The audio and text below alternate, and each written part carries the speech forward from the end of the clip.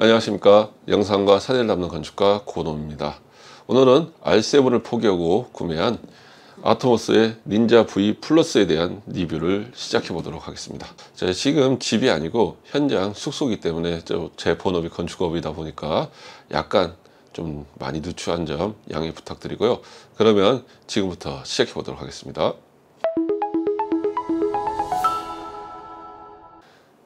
공교롭게도 R7이 세상의 모습을 나타낸 날 아토모스의 닌자 V 플러스를 구매를 했습니다. 뭐 어떤 걸 구매를 해야 될지에 대한 고민도 없었습니다. 며칠 전까지만 해도 무조건 R7을 사야지 라고 생각을 했는데 갑자기 문득 생각이 들었습니다. 정말 나한테 필요한 게 무엇인가? 내가 영상과 사진을 R7이 없으면 못 담는가? 그건 아니었습니다. 내가 정말 필요한 건 필드 모니터인데, 필드 모니터라는 게 그렇습니다. 저가형을 사자니 뭔가 좀 찝찝하고 고가형을 사자니 너무 비싸고 그랬습니다.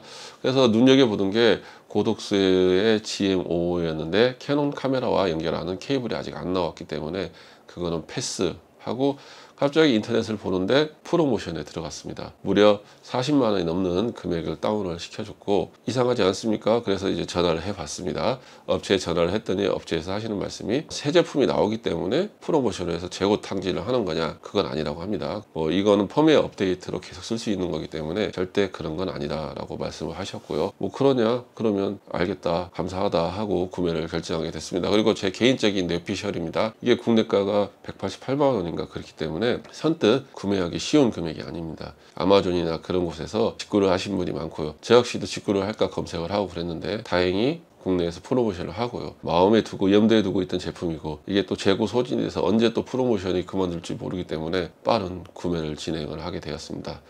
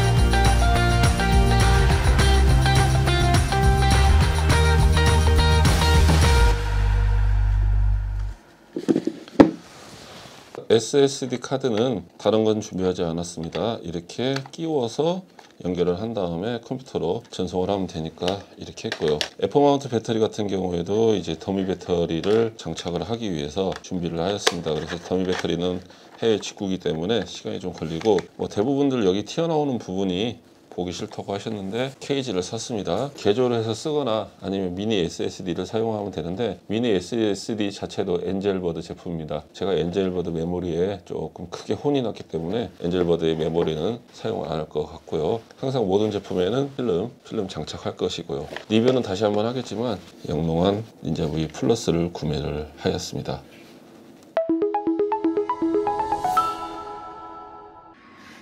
전원을 켰습니다.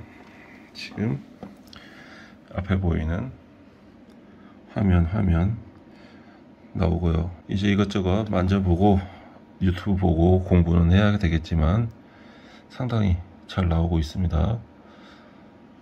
생각보다 LCD하고 비교했을 때 생각보다 화질이 좋습니다. 지금 현장에 있기 때문에 특별한 걸 연결할 수가 없습니다. 스킨 작업과 케이지, 그리고 전원으로 연결하는 지금 전원만 기본만 넣었고요. SSD도 구입을 해야 되고 구입해야 될 게 생각보다 많습니다. 일단 최대한 열심히 한번 노력해보고 공부해서 사용 리뷰 남겨드리도록 하겠습니다. 생각보다 대박인 것 같습니다. 아주 훌륭합니다. 자, 역시 자본주의 사회입니다. 돈이 좋습니다. 아트모스의 닌자보이 플러스 보호 필름 제품의 스킨 케이지, 그리고 이제 SSD를 사면 읽어야 될 SSD 리더기, 이거는 C타입으로 구매를 하였습니다. 이렇게 빼서 SSD를 끼우고 열고 이렇게 끼워서 닫고 꽂아서 읽어드리면 됩니다. 생각보다 간단하고 저렴합니다. 그래서 이걸로 구매를 하였고요. HDMI 케이블을 구매를 하였습니다. 이것도 스몰리고 제품이고요. 자, 스킨은 SSD 케이스 스킨은 아직 안 왔기 때문에 이거는 차후에 보내준다고 합니다. 스킨이 한 세트로 온 줄 알았더니 본체 스킨만 있었습니다. 본체 스킨만 있었고, 스킨 작업은 난이도가 높다고 하는데 높은 이유가 있습니다. 안쪽에 작게 코너 돌아가는 부분까지 모든 것들을 다 작업을 해야 되기 때문에 생각보다 어렵고요. 잘 보이실지 모르겠지만 보시면 다 깔끔하게 현재 작업이 되어 있는 상태입니다. 그 어떤 부분도 작업이 됐고요. 저는 항상 이렇게 작업하고 쓰는 걸 선호하기 때문에 이렇게 작업을 했고요. 핀셋 하나 정도만 있으면 시간이 걸릴 뿐이지 난이도가 있다고 해서 작업이 안 되거나 아니면 잘 못 붙이거나 하지는 않습니다. 대신에 제가 카메라, 렌즈 다 스킨 작업을 해봤지만 상당히 완성도가 높습니다. 잘 붙여 놓으면 상당히 만족하실 거라고 생각을 하고요. 보호필름, 힐링실드에서 나온 이 보호필름은 지문이 엄청나게 잘 묻습니다. 감안하시고 융 가지고 다니면서 잘 닦으면서 사용을 하시면 될 것 같습니다.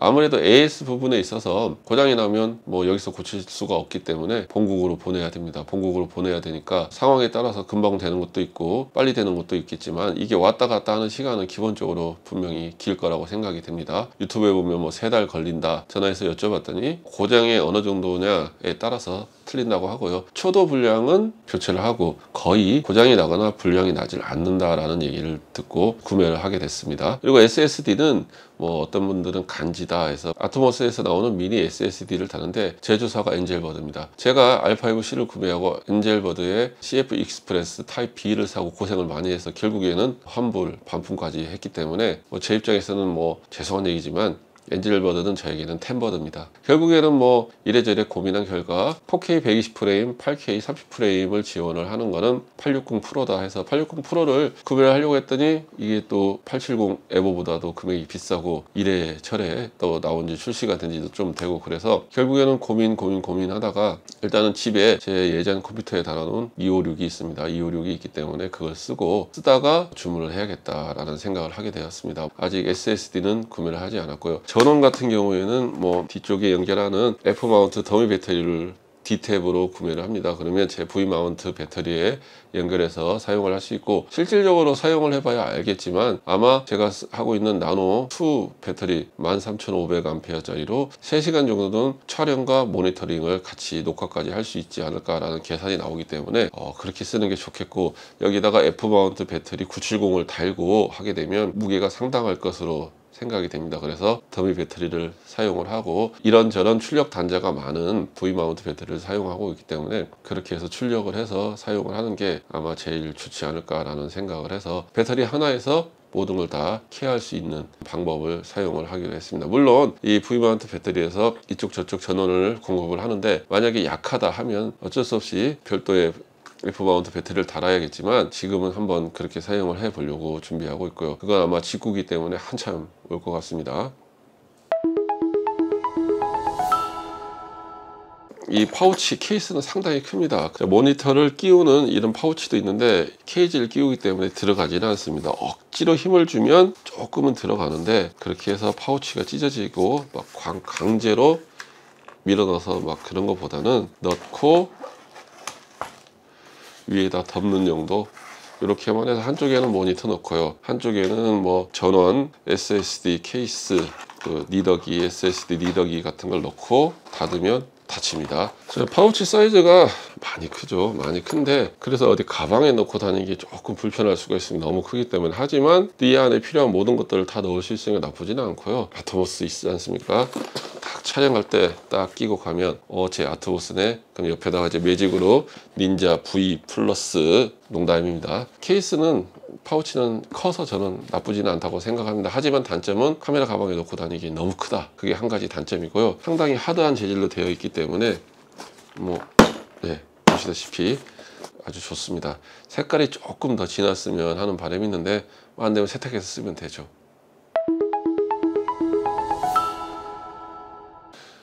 이상으로 아트모스의 닌자 V 플러스에 대한 리뷰를 마무리하도록 하겠습니다. 오늘은 간단하게 언박싱과 구매하게 된 동기에 대해서 설명을 드렸고요. 제가 R5와 R5C를 사용하고 있기 때문에 두 개 다 8K가 녹화가 됩니다. 물론 뭐 8K를 매번 쓸 리는 없지만 이게 8K를 안 써보신 분은 뭐 8K 뭐 있겠어 하지만 한번 써보면 이 또 8K 맛에 빠지면 이건 또 헤어나올 수 없는 이 마약과 같은 존재입니다. 좋은 렌즈로 촬영을 하고 크롭으로 하면 4K HD 어마어마하게 확장이 가능하기 때문에 8K를 위해서 닌자 V 플러스를 구매를 하였고요. 이제 양평 현장이 끝나고 집에 들어가면 준비해야 될 것도 많고 찍을 것도 많습니다. 왜냐하면 R5와 R5C의 색감 차이를 맞추는 방법이나 정말 프로레스 코덱이 얼마나 좋은지, 그리고 용량의 차이는 얼마나 있는지 실사용하는 리뷰, 그런 것들을 다 준비해서 여러분들에게 설명을 드리도록 하겠고요. 오늘은 좀 부족하지만 숙소에서 이상으로 영상을 마무리하도록 하겠습니다. 권원TV 구독과 좋아요 부탁드리고요. 긴 시간 시청해 주셔서 대단히 감사합니다. 감사합니다.